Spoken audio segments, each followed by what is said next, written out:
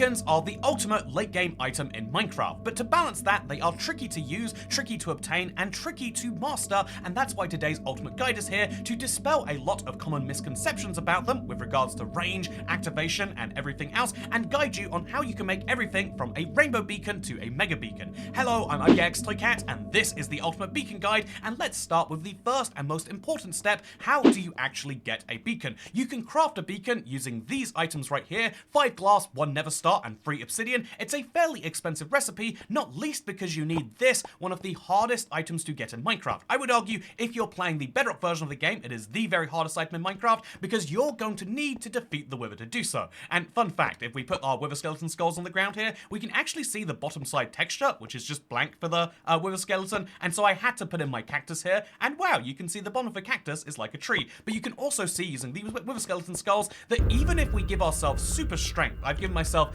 strength times 200 for 50 seconds here, even with super strength, there's a lot of danger you have to avoid with the wither, and so ultimately, I would recommend going to the Bedrock lair where he will be safe. In fact, there is a specific spot in your world, every single world has this on Bedrock, where you can kill the wither and he won't be able to fight back, just in case you need some help with that. But again, we'll talk about fighting the wither more later. For now, just know that once you defeat it, all of the darkness leaves your world, and you get one of the hardest and most valuable to get items in Minecraft, the Nether Star. A fun fact about this Nether Star that sounds so fake is that the Nether Stars are immune to explosion. It sounds like a fact that is designed to make you blow up your most valuable item, but just as proof for here in live Minecraft, here's some TNT, here is a Nether Star, and here is the fact that they're not exploding each other. To prove this even better, I guess, let's literally drop it inside the TNT. That is TNT on top of a valuable item, and yet, as you can see, it survived. There's 3 of them in there still, which is just the right number. I'm going to grab another one right now, just to have this very wonderful item as a flex, and then I'm going to talk to you a little bit about beacon pyramids, because how do you actually use this beacon block? You know, we just crafted one of the most valuable items in Minecraft, but how do we then use that to actually do wonderful things? Well, let's explain that right now. First things first, the beacon pyramid is what we call the weird box underneath the pyramid, which allows it to actually function. A beacon block by itself is nothing. Instead, you need to have 9 of any material to power a beacon. So you can use the same material, which could be iron, I think this is the most common choice, but you can actually use any of these 5 materials for your beacon pyramid. I don't think anyone out there is using netherite blocks, except as a bit of a flex, but you can use any of these blocks too. I would argue for some people, emerald is easier than iron, for some people, gold is easier than emeralds, and I would say these are the 3 most common ones, but if you feel like being a masochist, feel free to do one of these 2 options too. Also, you can use a mismatch of powered beacon materials, and the only thing you can't do is miss random blocks from the beacon. You can't have a hollow pyramid, just like so. It has to be entirely maxed out. That means that for each level of the beacon, 1, 2, 3, and 4, as I've got laid out right here, you'll need this many blocks. It starts at 9, but ends at 164. That is a very large number of resources, if we do, consider the fact that each of these blocks is 9 of a resource, and so you'll need to be mining for a lot of netherite or a lot of emeralds if you want to get the max level beacon. But what is the benefit of the biggest beacon if it takes so many more resources? Well, it's kind of twofold. As you might already know, beacons have different ranges based on their level. A level 1 beacon will transport you will have the effect travel across the air about 20 blocks. It works like Wi-Fi, I guess we could say. And then we have the level 2 pyramid, which goes about 30 blocks as a square radius. Then there's the level 4 pyramid, which is 40 blocks, and the level 5 pyramid is 50 blocks. And if you're thinking of this as a radius, as in a square, you've actually got to think of it as more of a cube, because these will go all of the way up, but only a few blocks below, about 50 blocks at time of speaking. And so keep in mind that a beacon covers almost your entire world, in terms of vertical distance, but you need to place them as low down as possible. There's one crucial reason you wouldn't want to do that though, and that is the fact that not all, if you place any blocks above your beacon, it won't work at all. Here is a fully functioning beacon, even if we don't attach any effect to it. You can see this is a fully functional beacon, but it has one crucial error, and that is that there is a solid block above it. What can we do instead? Place hollow blocks, any non-solid block in Minecraft can be placed above a beacon, and this is a very useful fact if you want to place them deep below the ground, but you don't want to have a random hole in your world that you can fall into. Trust me, I've had this issue myself. There's some creepers hanging out with my beacon, and so yeah, as a result, you can use any of these non-solid blocks. There's probably a more boring way to explain this, but to go very briefly, you can put scaffolding, trapdoors, slime blocks, honey blocks, doors, and glass panes too. Also, there's stone slabs, and there's carpets, stone stairs, fences, and fence gates too. Then there's walls and anvils, true. Also, brewing stands and the book stands. Then there's string cauldrons and composters, chests and sugar chests, and armor stands. Also, we've got the stonecutter and heads, all of the heavy cores and the detector, pistons, hoppers, and the bell, banners, and the pots as well. All of the trial blocks are here too. Then we've got the crystals and the leaves. Then the cobwebs and all of the sculpt blocks. And I guess because I need to make that rhyme, that's all for you plebs. But more importantly, I think I'm going to be honest. As a Minecraft pleb, I feel like using sculpt blocks above your beacon is very unlikely. And so as a result, I should mention that these are just the blocks that you can place. But it's also crucial to know that you can have a beacon go through two solid blocks that you wouldn't expect. One of these is the end portal frame, and the other is Bedrock. That's right, you can use beacons in the Nether and in the end below your portal, but yeah, these can function in the Nether because they have an exception for Bedrock, and so if you really had a weird Bedrock hole or a Bedrock cage, you probably shouldn't, you could have your beacons go through there too. Counterintuitive, but true. Speaking of things that are counterintuitive but true, you can use any of these 5 items to activate a beacon, and so again, it's the same problem with the blocks of why would you ever use the netherite one besides for a flex? Most people use an iron to activate their beacon, and you can use this to activate any of their effects. So yeah, with that said, I think we can now show you what these effects are. The first one is haste. So as you can see right here, you can only use speed and haste for level 1. If you get level 2, you can use jump boost and you can use resistance, and when you get to a level 3 pyramid, you can use strength. This means that the level of a pyramid is not just useful for its range, it's not just useful for the the tier of flexing that you're doing, it's also useful for getting the effect, and so haste is one of the level 1 effects. And what can you do with it, I hear you asking? Let's briefly press this button again so we can get some haste. I think we've pressed it like, there we go. So this is the haste effect that will temporarily work because we put a block there.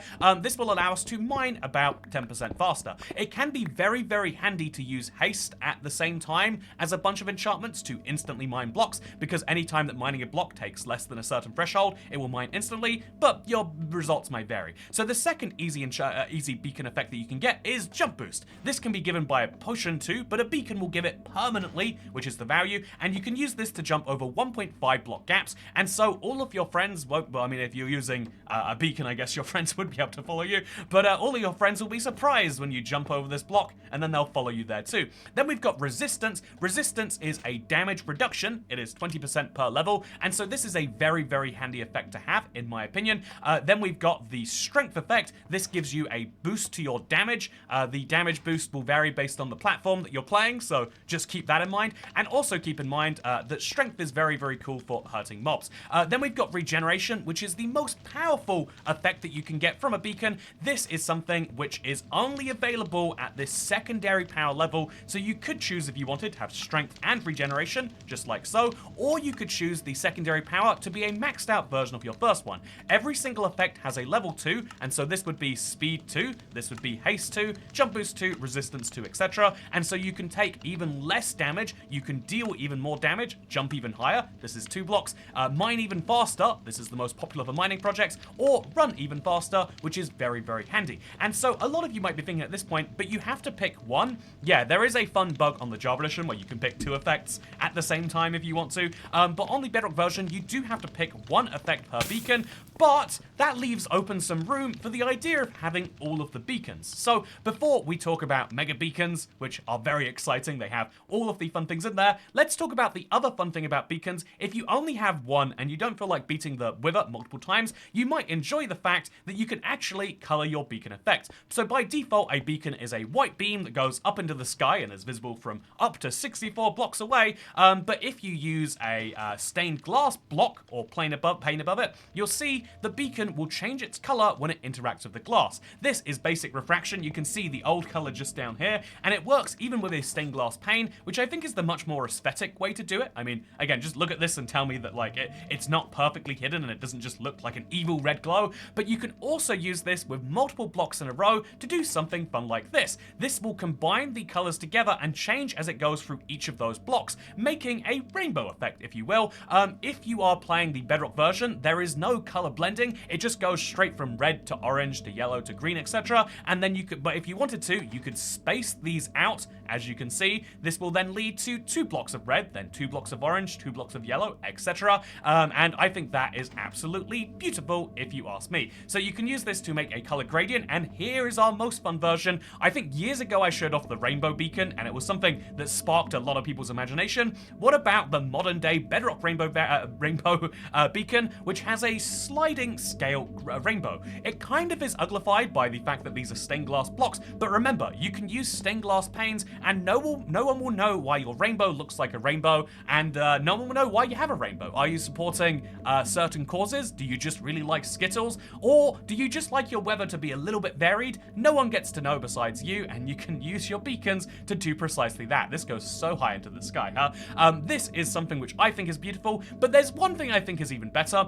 because as you'll know if you've been watching the Ultimate Guide for a while now, I am a big believer in big survival accomplishments. They're the things that I most enjoy in Minecraft and enjoy seeing other people do in Minecraft, and so one of the ultimate things you can do with a beacon, one of my first big goals when it came out, was to make a mega beacon. How do you make a mega beacon? Well, a mega beacon isn't officially a thing made by Mojang, but instead it takes it's a simple emergence, right? If you think about 6 beacon pyramids, you could have them all be spaced apart, or you could take advantage of the fact that each of these pyramids just requires 9 blocks below them, or 164 blocks below them, and move the pyramids very close together. This means that instead of costing 164 times 6, I can't do that maths on the spot, but it's just over 900. Instead of requiring 900 blocks of netherite, you can use 244, or diamond blocks, or emerald blocks, or whatever else, and then you can get every one of these 6 effects all at the exact same time. Set 1 to haste 2 if you want to. That's a very good idea. Let's do it. Then we can set 1 to be, I think strength 2 is the next one I go for. Then you can say, yeah, I really want that regeneration, and you can finally have it if you'd like to. I think I'm missing a block here, by the way. But you can have every one of these 6 effects running, and so this is one of my favorite survival goals. I've done it in my Let's Play world, and I'd recommend if you have a long-term world and you want an ultimate flex that shows you did a lot of mining or resource gathering, as well as killing the wither at least 6 times, this is that, but also it makes you basically immune to death. You have regeneration, strength, and resistance, and it means that you're just not going to be dying anytime soon if you've got one of these. If you need a hardcore counteractor, well, let's be honest, everyone already has a trillion of those, and the Totem of Undying is the most famous, but if you want a hardcore preventer, the old school way, this is the best way to do it. And so that is why I think a netherite beacon is one of the maximum flexes you can have in Minecraft. But what if you could do something even crazier? Let me tell you about my plan. If you enjoy weird survival projects too, and that's why you're watching this video, you might enjoy the fact that I'm starting a brand new streaming series very shortly, where I'm going to be planning to get not just a beacon, a beacon made of netherite would be nuts, but what about a instead of a netherite beacon, what if we made a beacon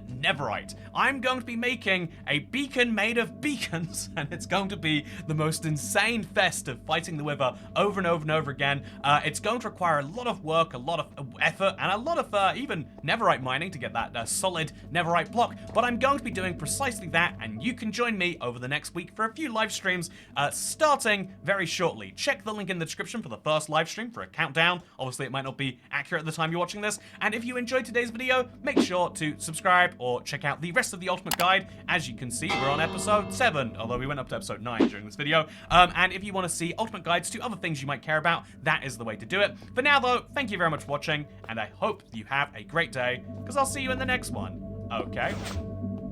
Bye.